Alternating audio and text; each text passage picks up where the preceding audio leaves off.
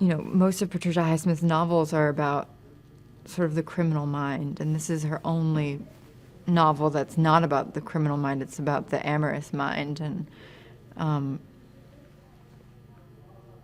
what's interesting about that is that actually in the 50s, being a lesbian was considered criminality. And also, me and Todd were talking about this, which is kind of interesting, is that when you're falling in love with someone, your mind kind of works the way a criminal's mind would. You kind of are constantly thinking about different scenarios and different things that could go wrong, or different, betrayals that could happen, or getting caught doing this, or am I going to run into this person here? Your mind kind of works in that way. It just works in overtime, and it's constantly considering different scenarios that might happen, or things that might go wrong, or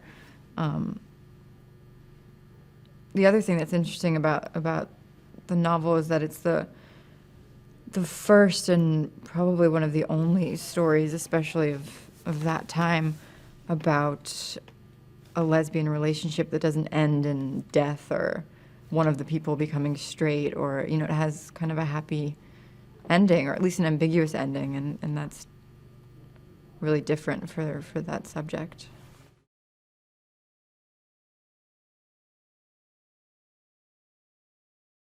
Well, Therese is just a really young girl who's kind of, in a lot of ways, she's kind of alone in the world. She doesn't really have a family, and she doesn't have that many friends, or she doesn't have that big of a community. She has Richard and their mutual friends and his family, but she's not that grounded. She doesn't have like a home base really, and she's kind of, she's like figuring out who she wants to be and what she wants her life to look like. And when she meets Carol, that's kind of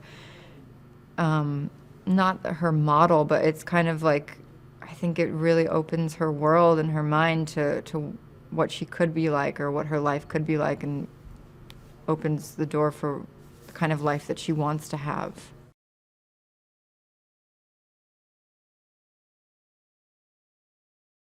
When we did the camera test for the movie, and I saw Kate in the full hair and makeup and wardrobe for the first time, that kind of says everything. I mean, who wouldn't be just blown away by her? She's just this like goddess, she's just this magnificent creature, and I think Therese has probably never really seen anyone like her before.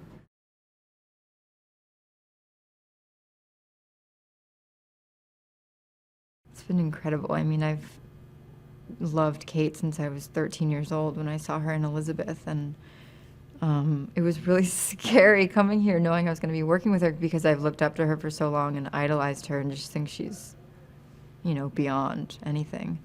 And so I feel so lucky that I get to work with her, and that I get to watch her and learn from her. And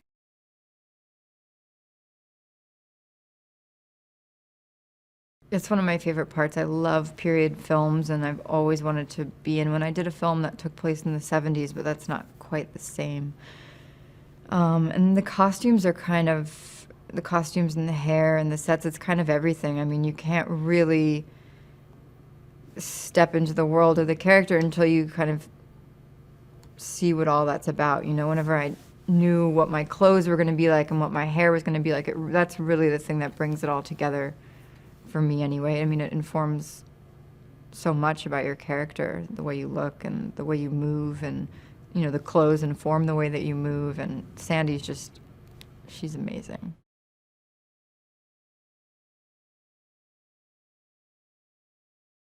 I mean, I can't imagine being in a relationship like that in the 50s. I think it's hard to be in a relationship like that now in many parts of the world. So I can't imagine the struggle that it must have been, and the strength and the courage it must have taken to be in a relationship like that in the 50s.